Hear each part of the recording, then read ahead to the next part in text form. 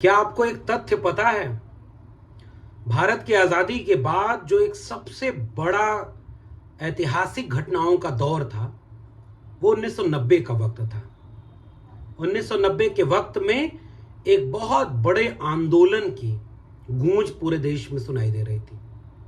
उस आंदोलन का नाम था मंडल आंदोलन, और क्रिस्टोफ जेफले के शब्दों में कहें तो मंडल आंदोलन इंडिया साइलेंट रेवोल्यूशन का दौर था, यानी भारत की एक मौन क्रांति। ऐसी क्रांति जो सामने से नहीं दिखी, मगर उसने क्रांति यानी आमूल चूल बदलाव की वो इबारत लिख दी जिसने इस देश को बदल कर रख दिया। मंडल आंदोलन इस देश की आधी से ज्यादा ओबीसी कही जाने वाली यानी 3743 वे जातियां जो अदर बैकवर्ड क्लास में मंडल कमीशन ने लिस्टेड की, उन जातियों के सवालों को केंद्र में रख करके आंदोलन खड़ा हुआ। आंदोलन हुए, लाठियां चली, गालियां मिली, जेल गए, बहुत सारे लोगों ने बहुत मेहनत की, तब जाकर इस देश में राष्ट्र निर्माण की अधूरी पड़ी यात्रा का एक अहम पड़ाव सामने आया और 3743 जातियों को उनके बुनियादी हक हुकूक मिलने शुरू होते हैं। लेकिन ऐसी कौन सी परिस्थितियां थीं कि जिन पॉलिटिकल पार्टियों के दबाव से जिस सरकार ने मंडल लागू किया उसको गिरना पड़ा। मंडल के खिलाफ कमंडल कहां से आ गया? ये मंडल और कमंडल की लड़ाई के बीच इस देश को क्या हासिल हुआ? मंडल आंदोलन में मंडल का मतलब क्या है? कौन थे बीपी मंडल जिनके नाम पर यह मंडल कमीशन बना? और मंडल कमीशन की अनुशंसाओं के बाद इस देश को कैसा होना था और आज इस देश की आधी से ज्यादा ओबीसी आबादी कहां खड़ी है? ओबीसी का राजनीतिक व्यवहार क्या है? उसके बुनियादी मुद्दे कौन से हैं? आज 25 अगस्त के दिन बीपी मंडल को याद करते हुए उनकी जयंती के दिन इस देश की आधी आबादी के बारे में बात करना, राष्ट्र निर्माण की उस अधूरी पड़ी यात्रा के बारे में बात करना असल में सबसे बड़ी देशभक्ति है। आज हम इस वीडियो में बीपी मंडल साहब को उनकी जयंती के दिन सैल्यूट करते हुए इन्हीं सवालों पर बात करने जा रहे हैं। स्वागत है आपका सामाजिक न्याय की पाठशाला के इस खास एपिसोड में।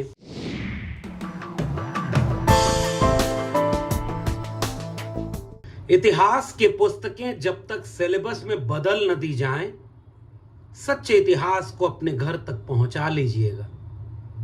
जिस समाज के इतिहास की ज्ञान, इतिहास की जड़ें गहरी नहीं होती, और इतिहास की जड़ें ये बताती हैं कि उस समाज की सामाजिक और सांस्कृतिक जड़ें गहरी नहीं होती, उनकी राजनीतिक जड़ें मजबूत नहीं हो पाती। और जब बात इस देश की आधी से ज्यादा आबादी, जिसे अदर बैकवर्ड क्लास कहा जा रहा है, उनकी हो, तो सामाजिक, सांस्कृतिक और राजनीतिक संदर्भों को समझना और मौजू हो जाता है। आज हम बिंदेश्वरी प्रसाद मंडल के जयंती के दिन उन्हें याद करते हुए इस देश की आधी से ज्यादा आबादी ओबीसी के बारे में कुछ बात आपसे करने आए हैं। ये ओबीसी का मतलब क्या है? ओबीसी समाज के लोगों के बीच एक सवाल यह होता है कि डॉक्टर BR अम्बेडकर और भारत के संविधान ने उन्हें क्या दिया। यह बात बिल्कुल ठीक है कि इतिहास में एक चैप्टर पेरियार रामास्वामी नायकर का है। भारत आजाद हो रहा था, उनकी कुछ आपत्तियां थी, उनमें से एक गंभीर आपत्ति जो दक्षिण भारत में आत्मसम्मान आंदोलन पेरियार साहब ने चलाया था, जस्टिस पार्टी के आंदोलन को आगे बढ़ाया था, दक्षिण भारत में एक सामाजिक और सांस्कृतिक क्रांति का बीज बोया था, उसने लहलहाना शुरू किया। और भारत के संविधान बनने के समय उन्होंने अपनी एक नाराजगी जाहिर की, और उसे ध्यान में रखते हुए, उसकी तार्किकता को ध्यान में रखते हुए भारत के संविधान में जो संशोधन हुआ, पहला अनुच्छेद 15(4), अनुच्छेद 16(4), उसमें उसका एक फूल खिला, एक बीज बोया गया था भारत के संविधान में। और दूसरी तरफ एक खेत तैयार किया गया, अनुच्छेद 340 का। एक खेत ऐसा तैयार करके दे दिया गया कि भाई इस देश के दलित की आबादी कितनी है, जिसे शेड्यूल कास्ट संवैधानिक भाषा में कहा जाता है, तो 1931 की जनगणना ने बताया 15% शेड्यूल कास्ट के लोग हैं। तो 15% की आबादी पता है उनकी भूमिका बिल्कुल नहीं है, उन्हें हाशिए पर ढकेल दिया गया, उनको उतनी जगह दे दी गई। शेड्यूल ट्राइब की आबादी 7.5% और उनको उतनी जगह दे दी गई क्योंकि वो कहीं नहीं है। लेकिन उसके बाद जो एक वर्ग बचा जिसमें खेती किसानी वाले कमेरा लोग थे, कृषि और पशुपालन से जुड़े हुए लोग थे, हस्तशिल्प और कुटीर उद्योगों से जुड़े हुए लोग थे, यानी वे लोग थे जो हाथ से श्रम करके इस देश और दुनिया को रहने लायक बना रहे थे। कोई बंजर धरती का सीना चीर कर उसमें लहलहाती फसल और अनाज पैदा करके इंसानों का पेट भर रहा था, तो कोई मछली मारकर, कोई ताड़ी उतार कर, कोई कुम्हार लुहार बढ़ई बन करके इस देश और दुनिया को चलाने के लिए अपनी भूमिका निभा रहा था। कोई खेत से जुड़ा था तो कोई कारोबार से जुड़ा था, कोई हाथ के श्रम से जुड़ा था तो कोई नए नए प्रयोग कर रहा था, कोई पशुपालन से जुड़ा था तो कोई चरवाहा था। लेकिन इन सब के पुरखे राजा हुआ करते थे। इसीलिए एक ऐसा वर्ग था जिसका सामाजिक, सांस्कृतिक और राजनीतिक इतिहास बड़ा विस्तृत, व्यापक और बहुआयामी था। इसलिए उनके लिए एक खेत तैयार किया गया अनुच्छेद 340 का भारत के संविधान में कि भाई एक आयोग बनाया जाएगा और देखा जाएगा कि जो तबका शेड्यूल कास्ट, शेड्यूल ट्राइब में नहीं आता, जो तबका अपर कास्ट में नहीं आता, अपर क्लास में नहीं आता, उस तबके को चिन्हित करेगा वो आयोग, उनको पहचानेगा, उनकी संख्या गिनेगा, उनकी मुश्किलों को पहचानेगा और उनके लिए रिकमेंडेशन देगा। पहला आयोग बना काका कालेलकर कमीशन। उसने तकरीबन 3000 के आसपास जातियों को जोड़ा उस वर्ग में और पिछड़ेपन के आधार को आर्थिक बना करके कुछ कुछ रिपोर्ट पेश की जो तार्किक उस तरह से नहीं हो पाई, लागू नहीं हुई। 1977 का दौर था, देश आपातकाल से लड़ रहा था। उसके बाद जनता पार्टी की सरकार बनती है और वहां मोरारजी देसाई की सरकार ने एक कदम उठाया कि उस खेत में अब कुछ फसल रोपने का वक्त है। और बिंदेश्वरी प्रसाद मंडल जो बिहार के मुख्यमंत्री रह चुके थे, एक बड़े नेता, समाजवादी आंदोलन के नेता, जिनको पता था कि समाजवाद का मतलब क्या होता है, जिन्होंने संघर्षों से एक मूल्य सीखा था मनुष्यता का, उनके नेतृत्व में इस आयोग को गठित किया गया। 1980 में इसने अपनी रिपोर्ट दी और मंडल कमीशन की रिपोर्ट के नाम से इस रिपोर्ट को हम जानते हैं। मैंने इंट्रो में अभी जो जिक्र किया, इंडिया साइलेंट रिवॉल्यूशन, क्रिस्टोफ जैफ्रेले की किताब है और उनका पूरा मानना यह है क्रिस्टोफ जैफ्रेले का कि आजाद भारत की सबसे बड़ी कोई मौन क्रांति थी तो वो मंडल कमीशन का लागू होना था। यानी खेत तैयार था, फसल के बीज बो दिए गए, मगर वो उग न पाए, इसलिए उसके ऊपर एक पर्दा डाल दिया गया कि मंडल कमीशन की रिपोर्ट को किनारे रख दो और उसे लागू करने के लिए इस देश में आंदोलन होने लगे। 1983-84 का वक्त था। दक्षिण भारत के पेरियार के विरासत के एक बड़े नेता करुणानिधि, उनकी पार्टी डीएमके, उस वक्त की प्रधानमंत्री इंदिरा गांधी की और उनके आवास के सामने एक आंदोलन करते हैं, पहले जंतर मंतर पर, फिर वहां कि मंडल कमीशन की रिपोर्ट को लागू किया जाए। इंदिरा गांधी के आकस्मिक हत्या ने इस पूरे मामले को कुछ दिन के लिए ठंडे बस्ते में डाल दिया, लेकिन लगातार उत्तर से लेकर दक्षिण तक जो समाजवादी मूल्यों के नेता थे, जो समता व न्याय को पसंद करते थे, वे सारे लोगों ने लगातार एक मांग की कि मंडल कमीशन लागू करो वरना कुर्सी खाली करो। पता तो चले कि इस रिपोर्ट में क्या है और वो 3743 जातियां कौन। और उसके बाद एक आंदोलन के साथ 1990 का वक्त आता है।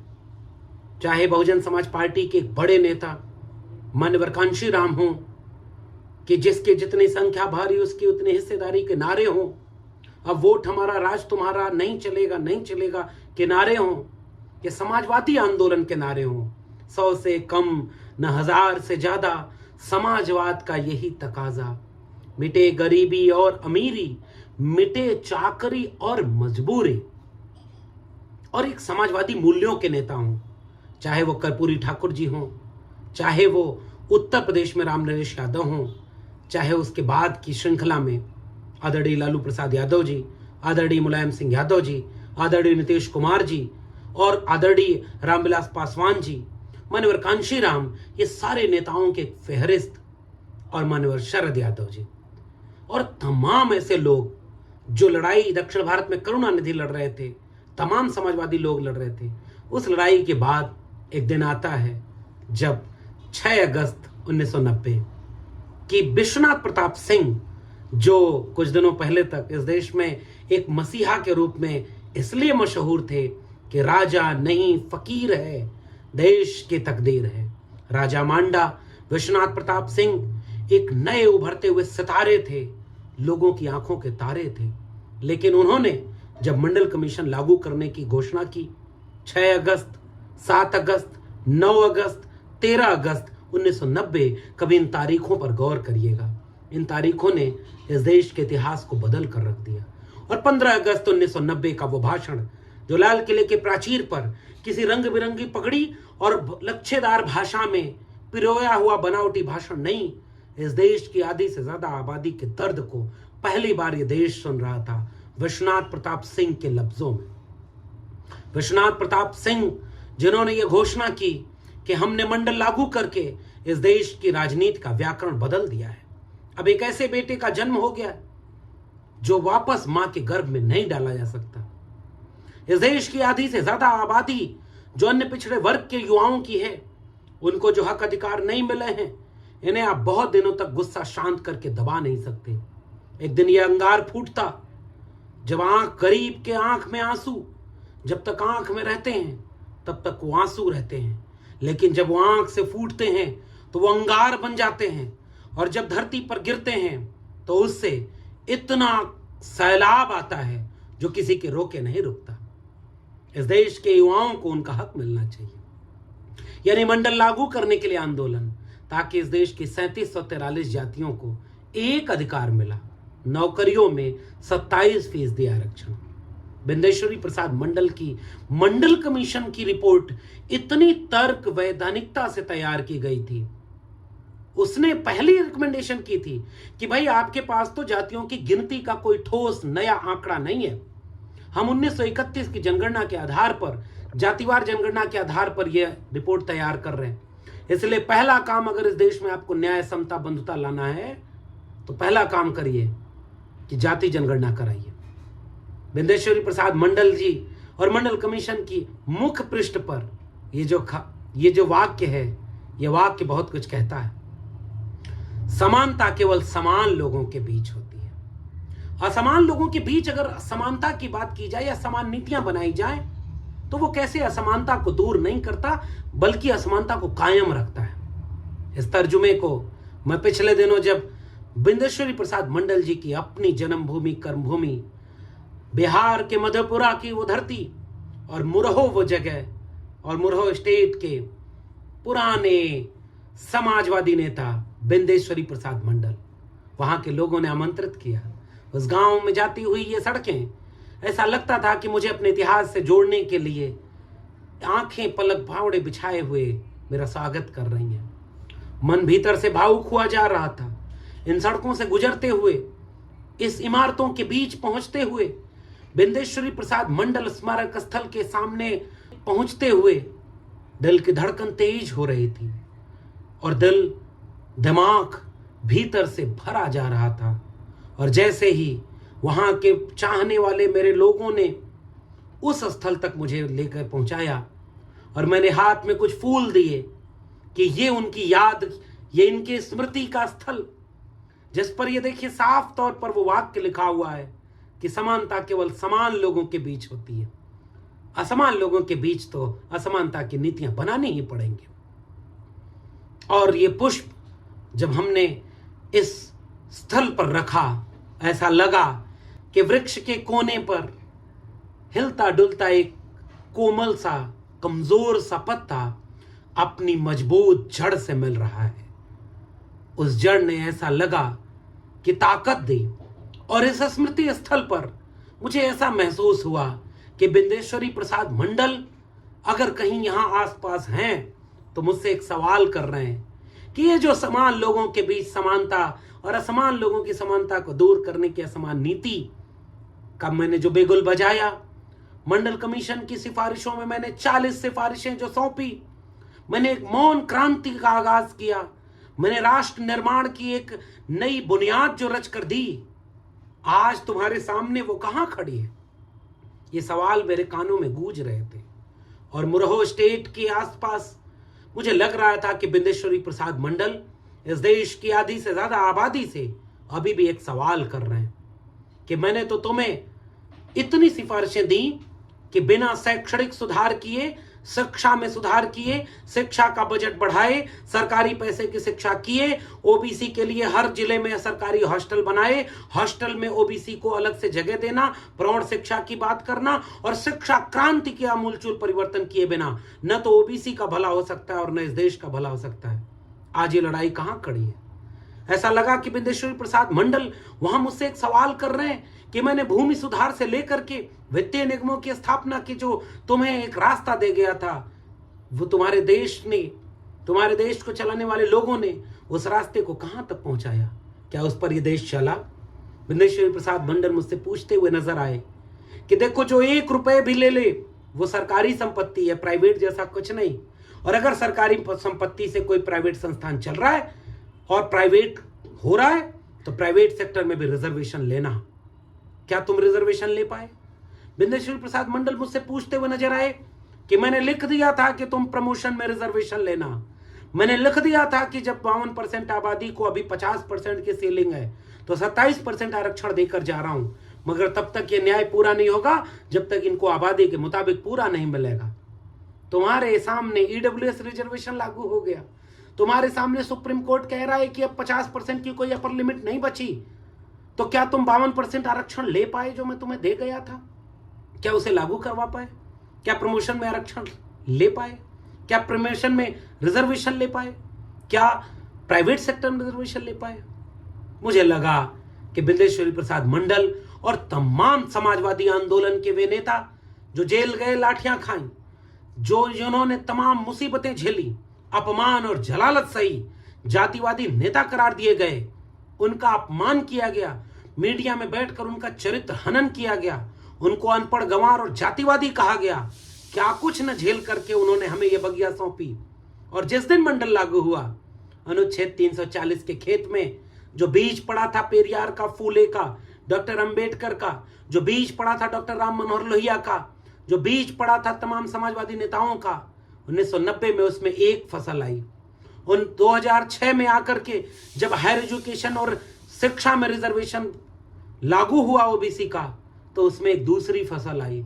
लेकिन 2 कोने पर ये जो छोटी छोटी फसलें आई और थोड़े से लोग उससे लाभान्वित हुए, उसके बाद जो बाकी खेत था उसका क्या हुआ? कौन जानवरों से तुम बचा पाए? क्या उस खेत में जो फसलों के अंकुर थे उनको कोई बुलडोजर से तो कोई दंगों से रौंद तो नहीं गया?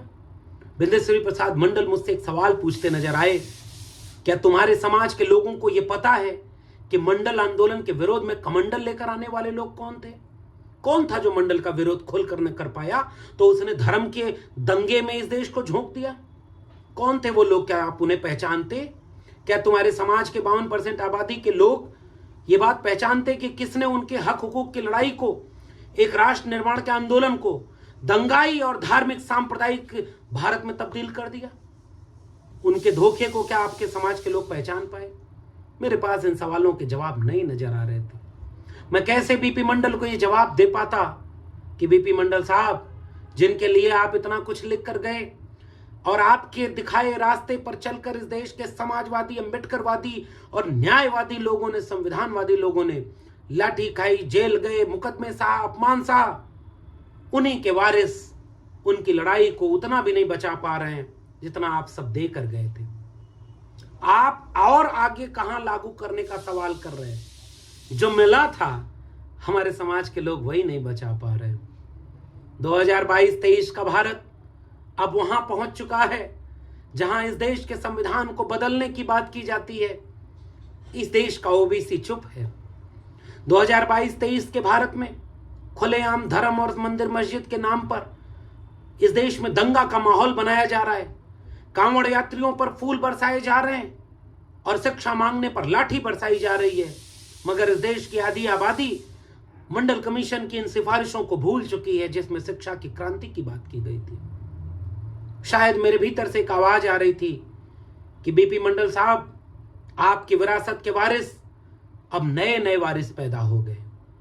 उन्होंने अपनी अपनी जातियों की राजनीतिक दल बना लिया और आपके आंदोलन और संघर्षों ने उन जातियों के भीतर इतना तो आत्मविश्वास दिया कि उनके नेता खड़े होकर देश की मीडिया में ललकारते हैं। हम जानते हैं कि चाहे कोई निषाद हो, राजभर हो, मल्लाह हो, चाहे कोई पटेल हो, चाहे यादव हो, चाहे तमाम पिछड़ी जातियों के कुमार, लुहार, नाई, मोची, मल्लाह और तमाम जातियों के 3743 जातियों के बीच का कोई एक नेता भी कहीं सांसद विधायक बनता होगा तो मुझे लगता होगा कि सबसे ज्यादा खुश आप होते होंगे कि वो चेतना 3743वीं जाति तक तो जा रही है। कोई नेता बनता होगा तो पूरे समाज में एक ऊर्जा पैदा होती है। मगर अफसोस, जब आप ये नजर पर देखते होंगे कि आज वे नेता सिद्धांतों और उसूलों से समझौता करने की ओर जा रहे हैं। घर में भाई से झगड़ा हो तो जहर खा रहे हैं। ये देखकर मुझे पता है आपको दुख होगा और उन तमाम आंदोलनकारियों को दुख हो रहा होगा कि कहां तो आप पूरे मंडल को लागू करने की बात कर रहे थे और कहां आपके समाज के लोग आज कमंडल के जाल में फंस गए।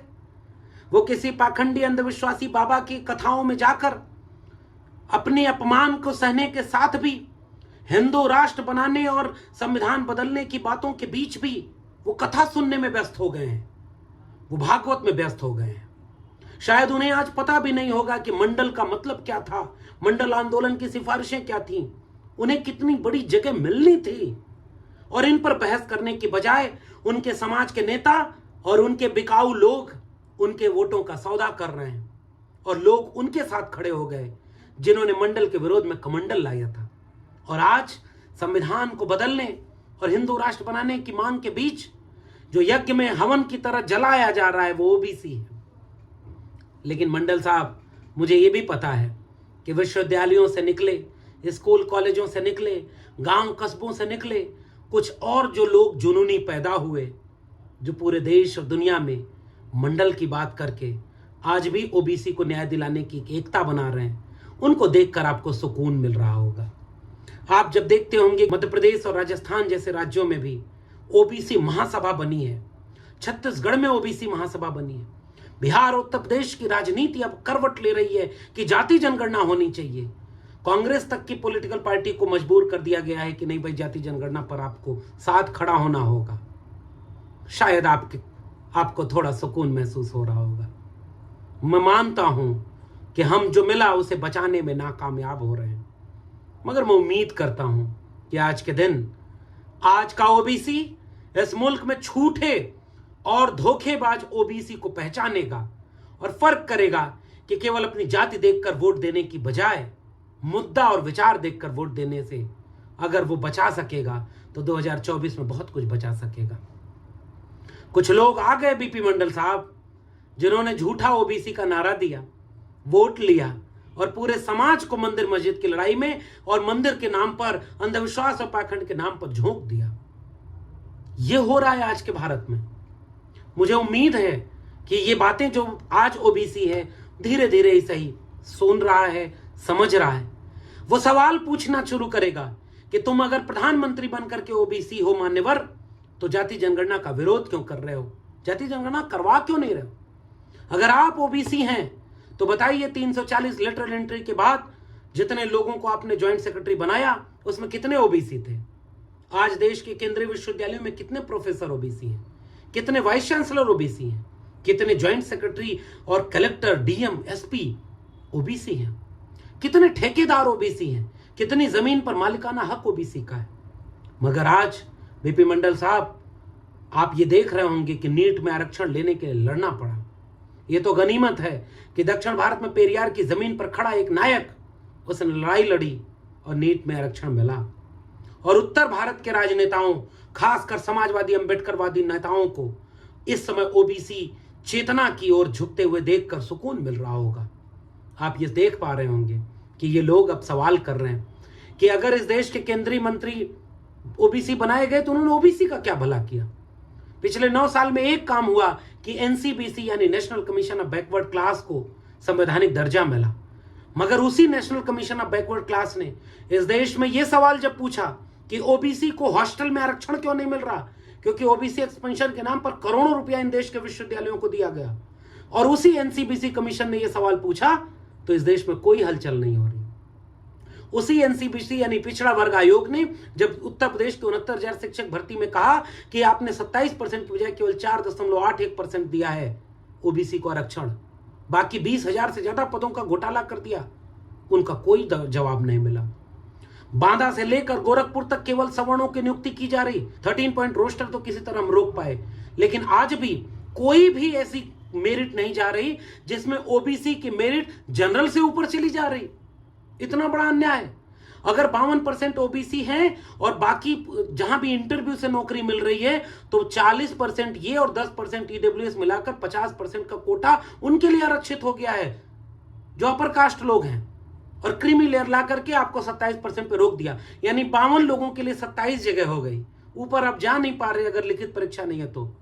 और फिर भी ओबीसी को मंदिर में मजा आ रहा है, कांवड़ में मजा आ रहा है, पाखंडी बाबाओं के भक्त और प्रवचन सुनने में मजा आ रहा है, अपमान सुनने में मजा आ रहा है, अपना चंदा उधर ढके ले जा रहे हैं। फिर इस ओबीसी के लिए आपने इतनी बड़ी लड़ाई लड़के खेत तैयार किया, फसल को कोई रौंद रहा है, किसान खड़ा कहीं और देख रहा है, उसे अपना खेत नजर नहीं आ रहा। उस खेत के हिस्सेदारों को आपस में लड़ा दिया गया कि देखो हम तुम्हें बांटने के लिए रोहिणी कमीशन बना रहे हैं, लेकिन जब यह सवाल पूछ दिया गया कि कमीशन के पास आंकड़े कहां से आए तो इस बात पर कोई जवाब नहीं दिया गया। आप कह रहे हैं कि इस खेत का बंटवारा होगा, कुछ लोगों के पास जाता है और ज्यादा लोगों के पास नहीं है। हम पूछते हैं कि इसका आंकड़ा कहां से आया।